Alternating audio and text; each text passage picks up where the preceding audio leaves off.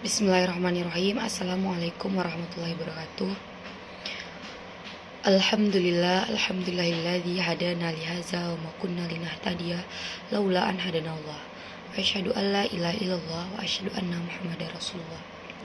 Allahumma shalli ala sayyidina Muhammad wa ala ali sayyidina Muhammad.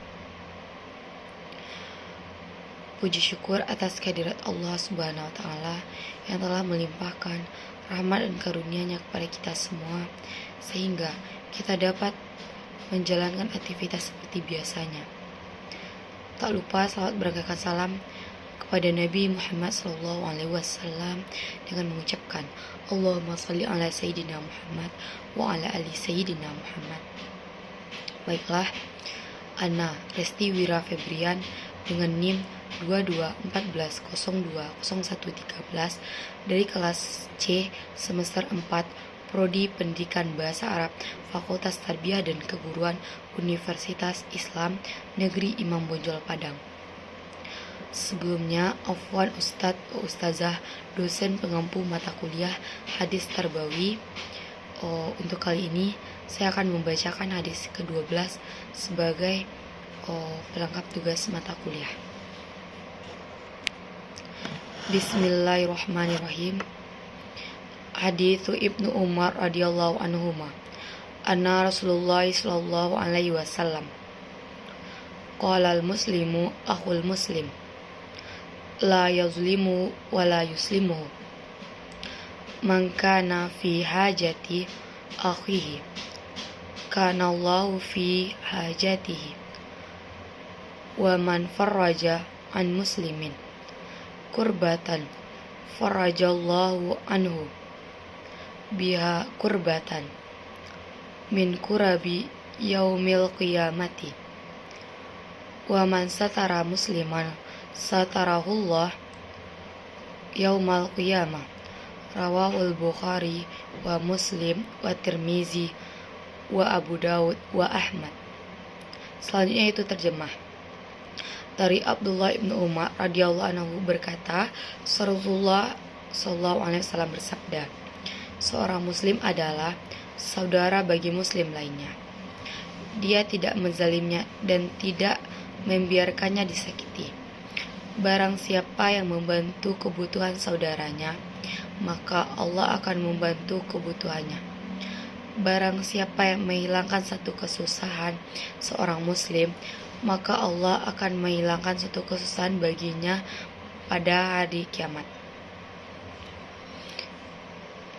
Dan barang siapa yang menutupi aib seorang, maka seorang akan menutupi aibnya pada hari kiamat.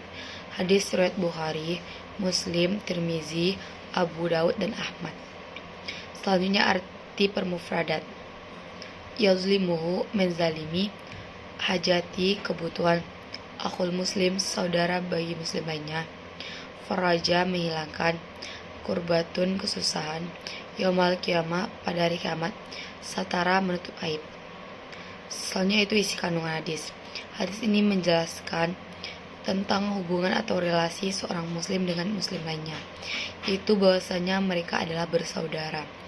Beberapa cara hidup seorang muslim dengan muslimannya itu adalah bersaudara dan tidak berbuat zalim atau tidak menyakiti saudari atau saudaranya.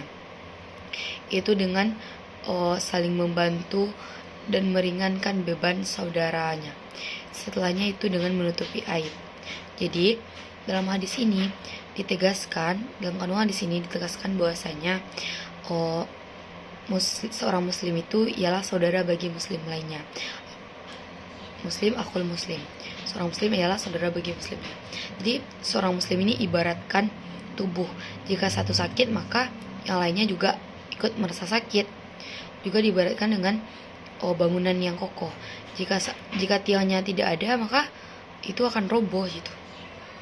Jadi kaitan eratnya bahwa seorang muslim ini adalah saudara bagi muslimnya. Kita tidak boleh saling menyakiti, saling menzalimi, dan diajarkan bahwa kita dalam hadis ini yaitu saling membantu, meringankan saudara kita dari kesusahan dengan menutup aib.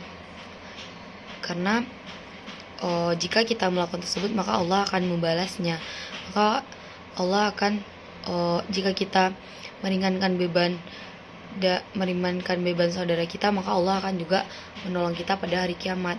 Jika kita menutupi aib saudara kita, maka Allah akan menutupi aib kita pada hari kiamat gitu. Jadi seorang muslim dengan muslimnya hakikatnya ialah bersaudara.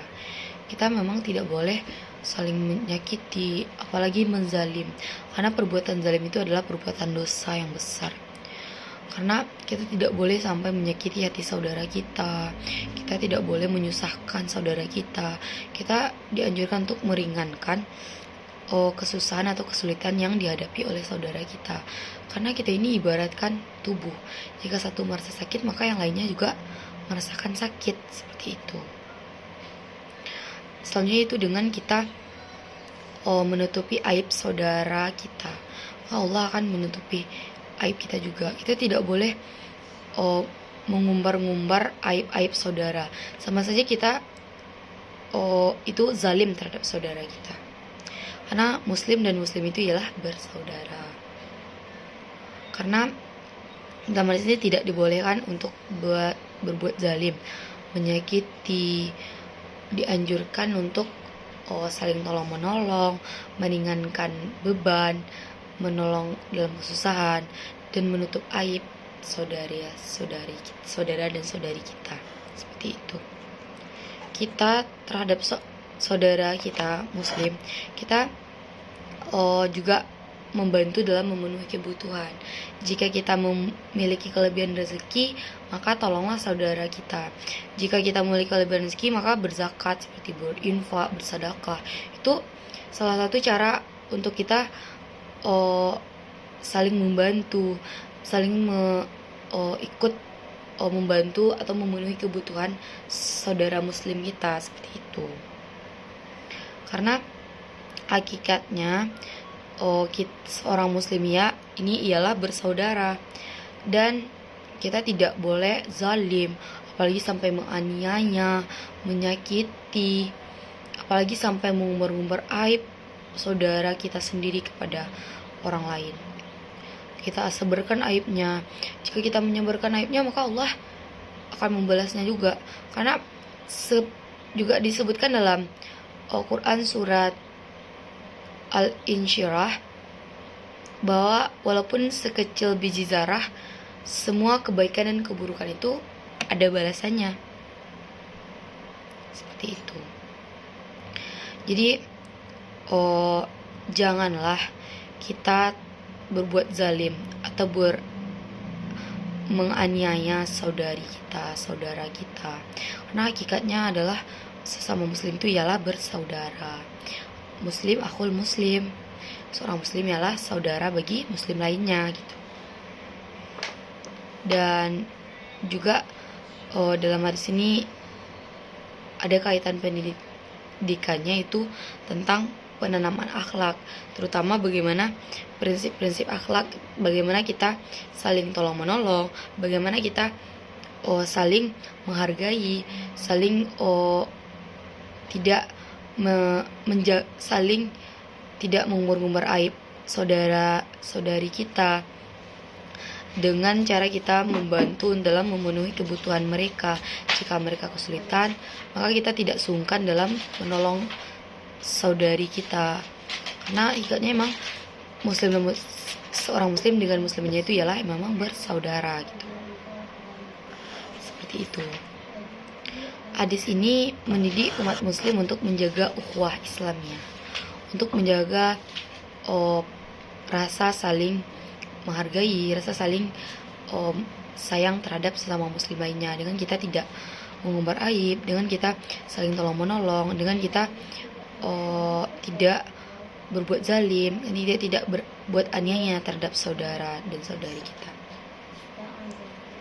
Karena dalam hal ini memang ditegaskan bahwa muslim terhadap muslimannya ialah bersaudara, seperti itu. Dan kita juga harus memiliki akhlak yang baik terhadap saudara kita, tanpa berbuat zalim, menganiaya, dengan fakta lapangan yang telah kita hadapi sekarang, banyaknya perang saudara, padahal itu sesama muslim kan. Namun itu karena kurangnya kesadaran dan penanaman akhlak. Jadi tugas kita sebagai seorang pendidik nantinya itu menanamkan akhlak kepada anak-anak murid kita, bahwa indahnya saling menjaga ukhuwah Islamiyah, indahnya saling menjaga persaudaraan antar sesama muslim.